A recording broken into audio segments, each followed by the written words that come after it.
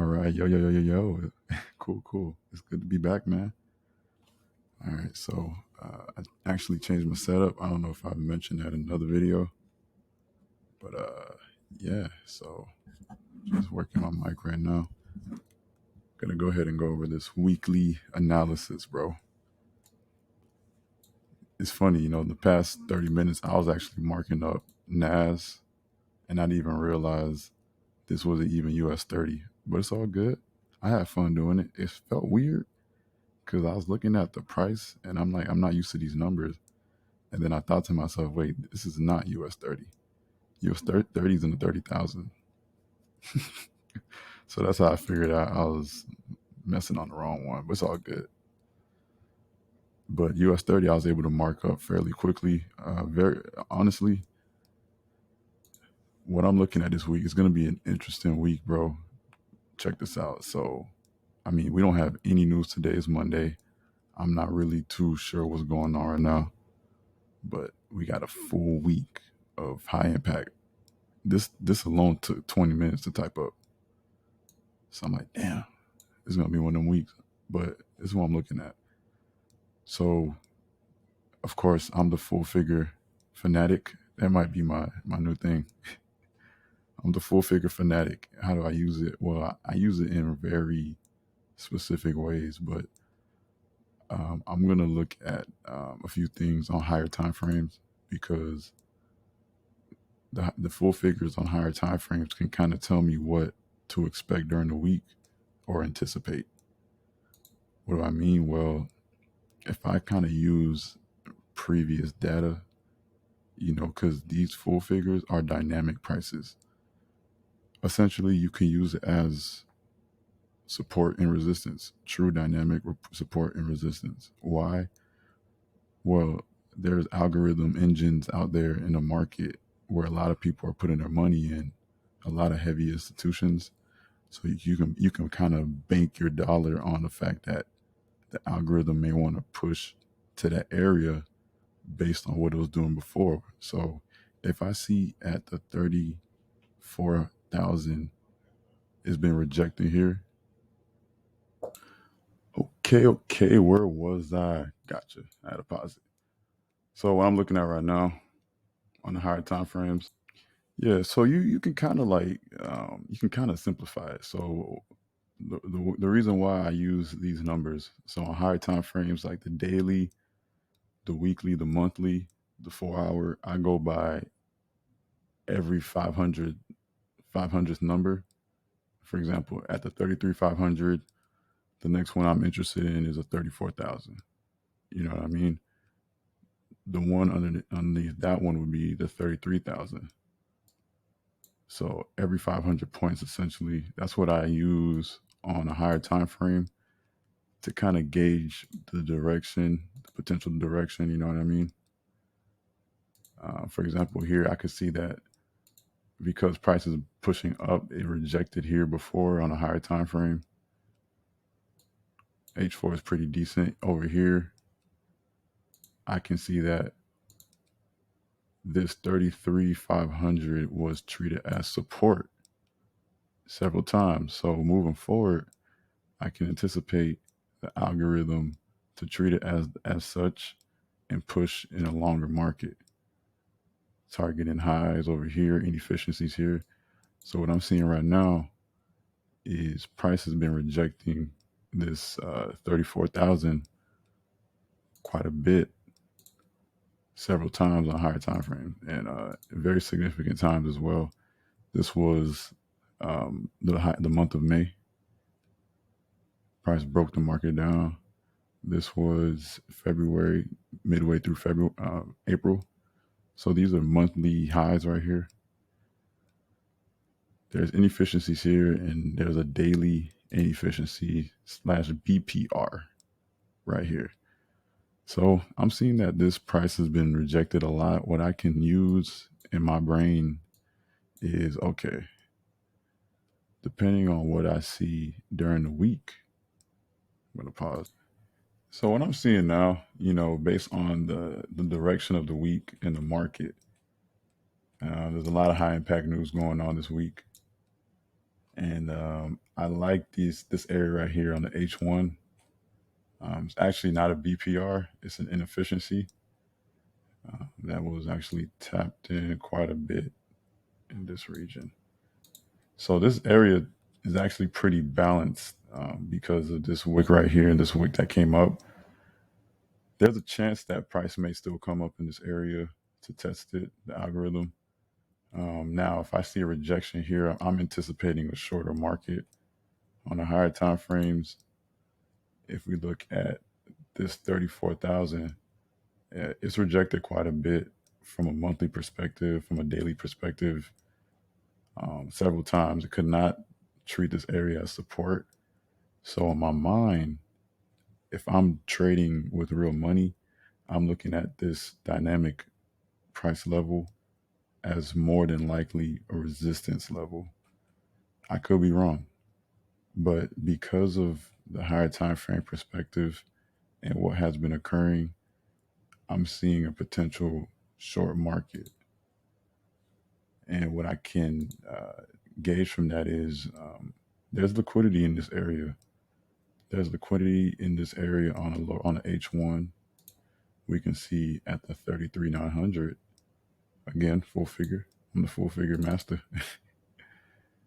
The 33,900. Let me pause it. Yeah, if we look, so if I look here at the 33,900, is a very key price. Why? Well, again, man, I'm using what I've learned. This is a weekly gap open close. So Friday the market closed at 4 p.m.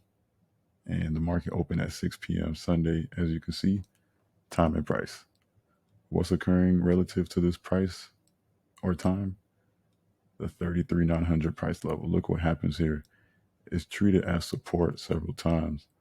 So, looking from this perspective, you can kind of anticipate the market to want to eventually run the liquidity here and and potentially short to this 500 level where there's a lot of liquidity, and this is an area that's been treated as support on a higher time frame several times. And another way to look at it as one single pass through, but look at how this retracement respected this full figure. That's kind of how you got to look at it. Look how the retracement respects the full figure, even over here. Boom, retracement, it respects the full figure. This is a key dynamic price. So there's a lot of liquidity here. What's down here? Sell side. There's sell side liquidity here, which we can get into a little later. But so I may see. I don't have a particular bias just yet because it's Monday. Um, I don't have much to work with. Now, what I do have, you know, I do have the fact on the H1 price has been rejecting the 34,000 all day, and it looks as if it will continue to just range here. So you could trade this. I mean, on lower time frame, you could bounce it off. This is like this is this is one of those consolidation days. It's true consolidation. And over here, be patient. You can actually catch some good trades here. So um, it is 120. So what I may do is I may short the market if I see a nice entry reason. Just anticipating price to maybe come down and take out these lows. So who knows? I'm gonna pause it right quick. Okay, cool. End of the short. Why? Well, I'll explain shortly. shortly. So what I see at this price, what's been occurring all day, it's been treated as true resistance most of the day. So what I'm anticipating is a consolidation type day. I don't know if it's going to be for certain, but what I do see is a grab of liquidity here, a break of structure, break of structure. And you can see that by this imbalance right here. Came back to fill it in. Price may want to short. There's a higher chance it may want to short, attacking the daily lows here from 10 a.m. So I have this area marked out on my MetaTrader. I'm taking this. I'm taking this trading view trade short. So we'll see what happens, man. And what I'm going to do is something that I really want to show YouTube is how to push a trade. You know what I'm saying? You want to push the trade as much as you can. And that's how you trade, because you never know if you're going to be right or wrong. So your goal is to push any correct move that you see. All right, so let me also repeat why I entered this trade. So again, this is just time and price. You know what I'm saying? What's happening at this particular price at a particular time. I got in the trade around maybe 120. So at 120, that's a key reversal time in the market. Anticipate price to shoot down. Now you don't know for sure, but what's happening at that price, what has occurred at that price, that's the best way to trade. And this is honestly the easiest way. I don't know if you're gonna be right or wrong, so I trade pretty light scalping. It's very aggressive. Correct, bro. So again, I got my stop at the high where I'm anticipating price will respect, and we'll see. I'm gonna pause it and see what happens later. Okay, so I just pyramided into another position, and this is what I do. This is trading, man. You know, I'm pushing the limit. This is what I want to show YouTube. I'm literally in another position right now, win or lose. You know, now my goal is to push it to this area here. You know, and this is how you trade. You take your shot. Um, I'm risking very well. I'm risking at the right price. You know, I didn't risk as far as it's over here, but because the market is holding at this 400 level, I'm taking my shot. I'm taking my shot because if I'm in a winning position, essentially you can use your daily allotted risk in that position because you never know. But if it's pushing in that direction, it's showing key price signals at a certain time and price, then take your shot. Take a shot. The reason I entered, the market was balanced right here, and I saw a rejection into this BPR with the market pushing shorter. I'm anticipating price to break lower, and potentially we'll see if the idea support it. If not, then I'll just take the L for the day and just wait until tomorrow and see what happens. And that's how you trade, baby. That's how you trade, baby. All right, so I'm gonna pause it a little bit, see if we can get some more price action. This is what I like to see. This is what I like to see. Of course, I'm just taking probabilities. What am I saying here? I'm looking at what happened at a key price. So if we go to a higher time frame at the 400, what has been happening here?